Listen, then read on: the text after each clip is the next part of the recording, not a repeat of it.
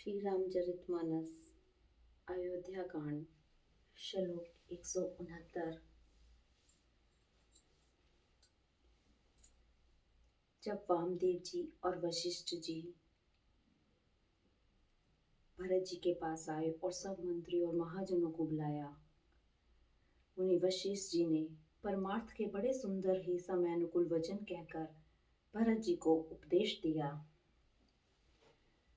तात हृदय धीरज धरऊ करऊ जो अवसर आज, उठे भरत गुर वचन सुनी करन कहू सब काज। वशिष्ठ जी ने कहा, हे तात, हृदय में धीरज धरो और आज जिस कार्य के करने का अवसर है उसे करो। गुरु जी के वचन सुनकर भरत जी उठे और उन्होंने सब तैयारी करने के लिए कहा। तनु वेद विदित अनहवावा, परम विचित्र विमान बनावा, गही पद भरत मात सब राखी, रही रान दसरन अभिलाषी।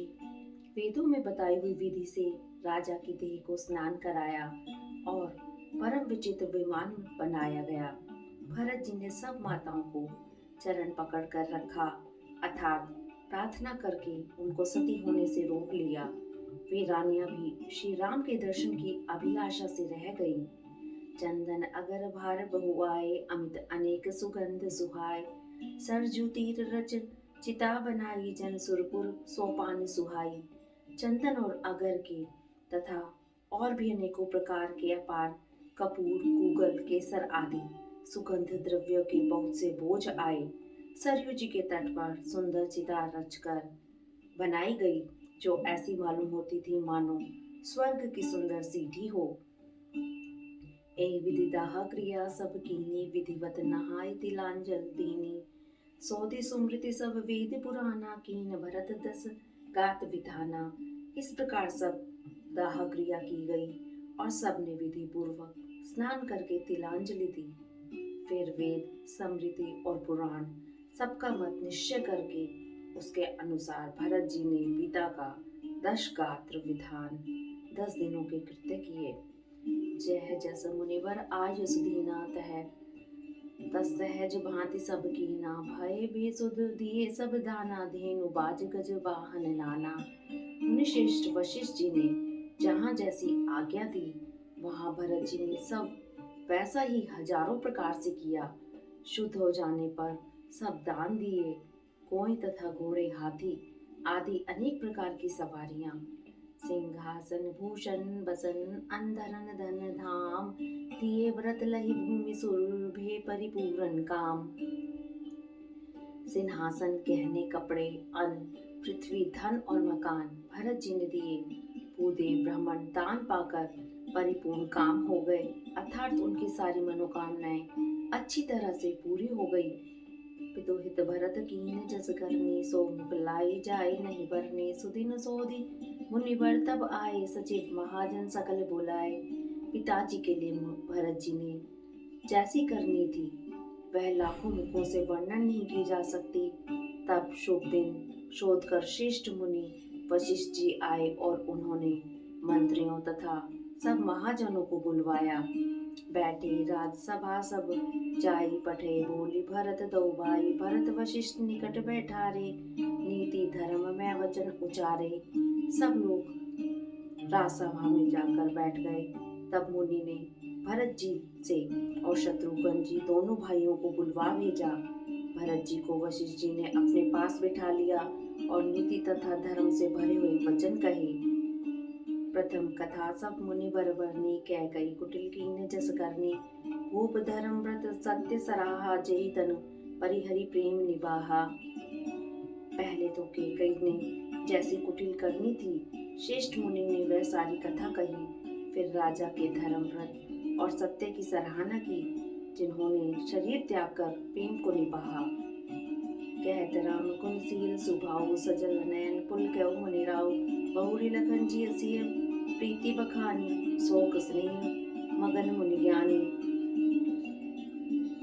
श्री रामचंद्र जी के गुण, शील और स्वभाव का वर्णन करते करते तो मुनिराज के नेत्रों में जल भर आया और वे शरीर से पुलकित हो गए। फिर लक्ष्मण जी और सीता जी के प्रेम की बढ़ाई करते हुए ज्ञानी मुनि शोक और स्नेह में मग्न हो गए। सुनो भरत भावी प्रबल बिलख कहो मुनिनाथ, हानि लाभ जीवन मरण जस अब जसु विधि हाथ। मुनिनाथ ने बिलख कर दुखी होकर कहा, हे भरत सुनो, भावी होनहार बड़ी बलवान है। हानि लाभ जीवन मरण और यश अपयश ये सब विधाता के हाथ हैं। अस विचार के ही देव दोषु व्यारत, काहे पर की जेहि रोसु। तात विचार करो मन माही, सोच जोग दशरथ निपुनाही।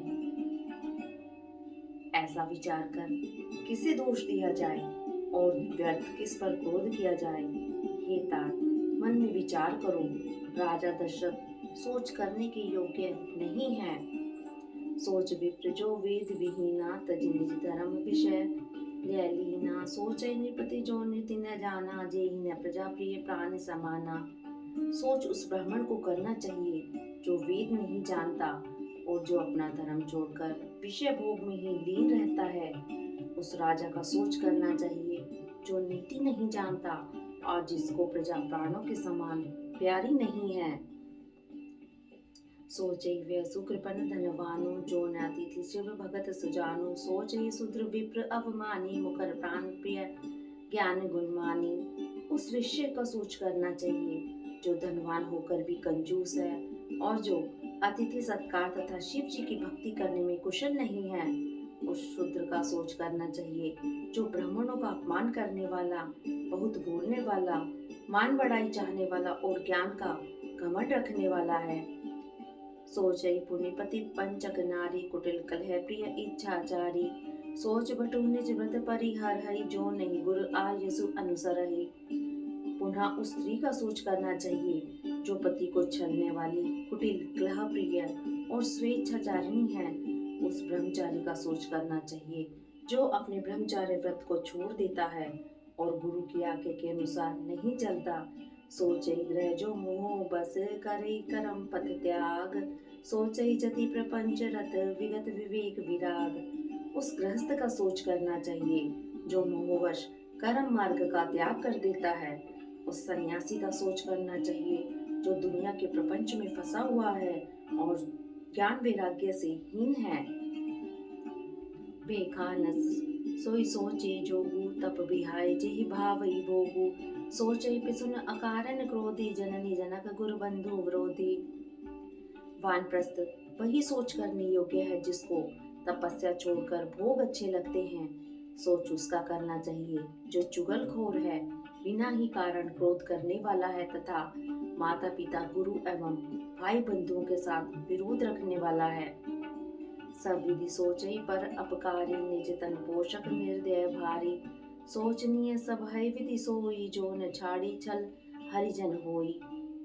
सब प्रकार से उसका सोच करना चाहिए जो दूसरों का अनिष्ट करता है, अपने ही शरीर का पोषण करता है और बड़ा भारी निर्दयी है। और वह तो सभी प्रकार से सोच करने योग्य है जो छल छोड़कर हरि का भक्त नहीं होता। शोचनीय नहीं कौशल राव, भुवन चारि 10 प्रकट प्रभाव।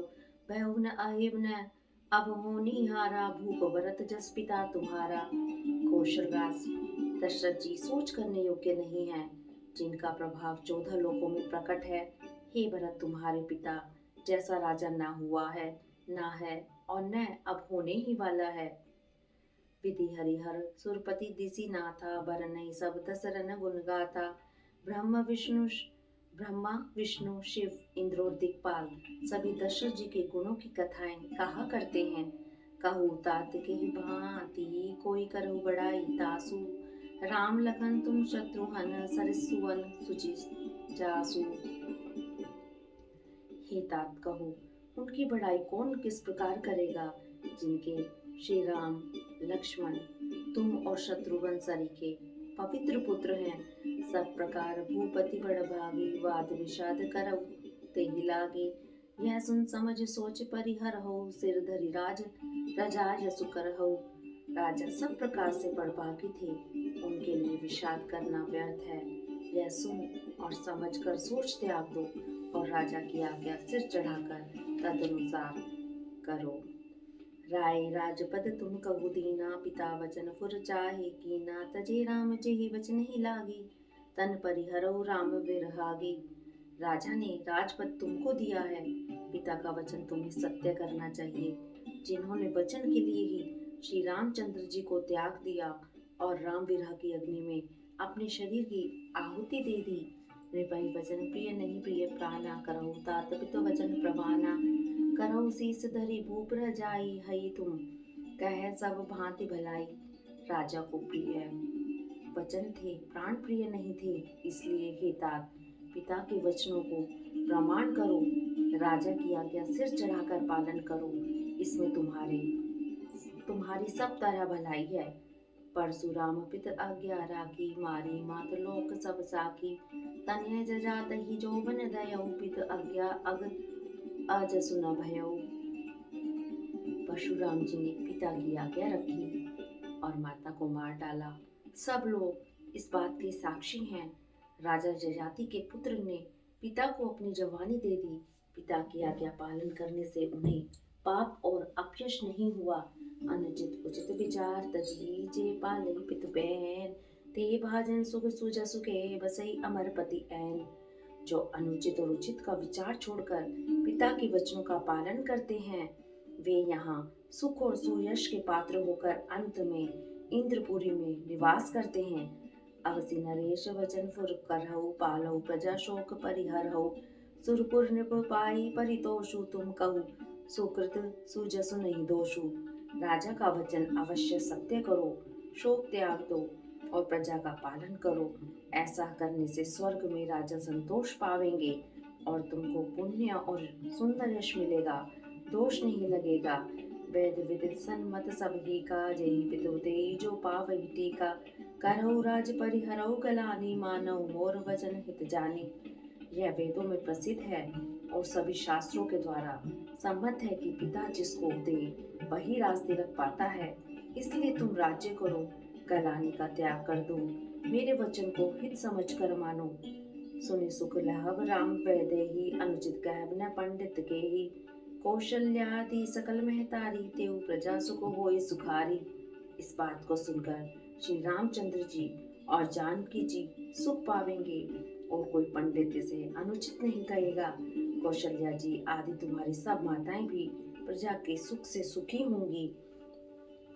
परम तुम्हारे राम कर जानहि, सो सब विधि तुम सन भल मानहि। सौंपहु राम राज के आए, सेवा करो स्नेह सुहाए। जो तुम्हारे और श्री रामचंद्र जी के श्रेष्ठ संबंध को जान लेगा, वह सभी प्रकार से तुमको भला मानेगा।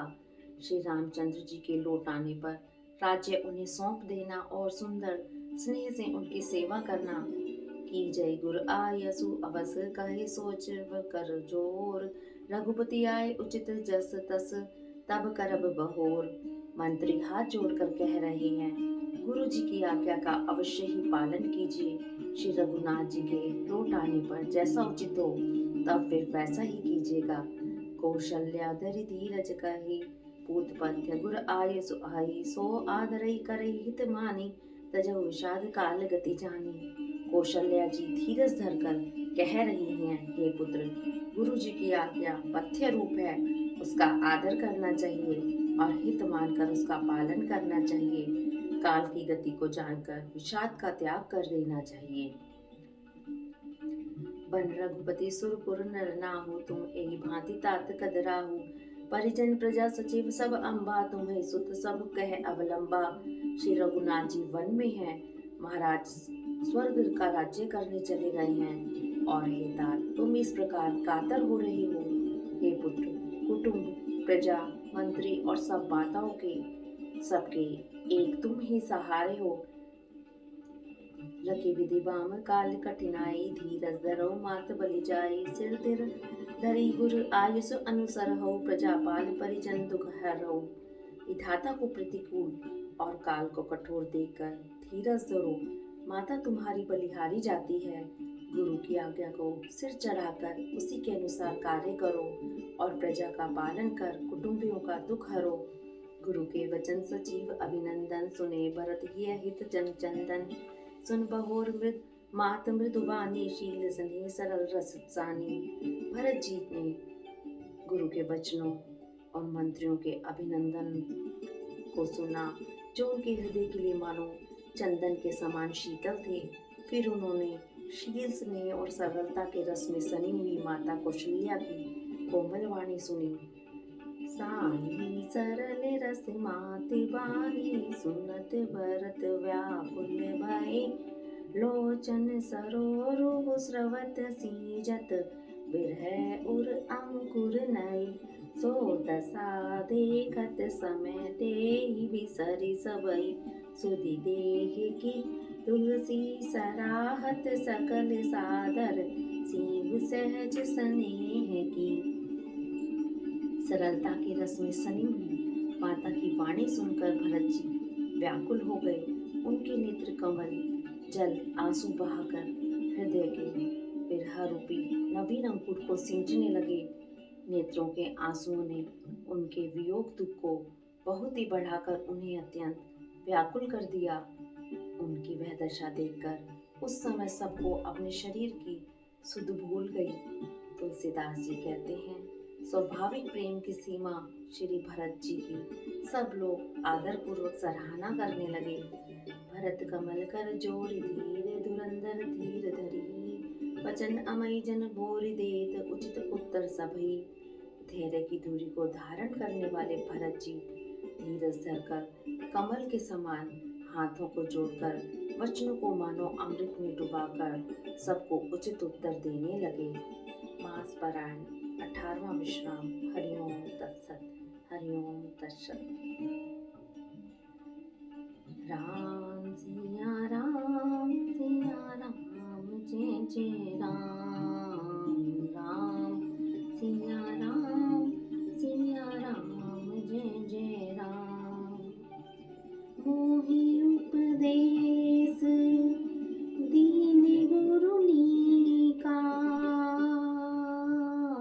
प्रजा सचिव सन्मत सबही का। राम सिया राम जय जय राम। राम सिया राम जय जय राम।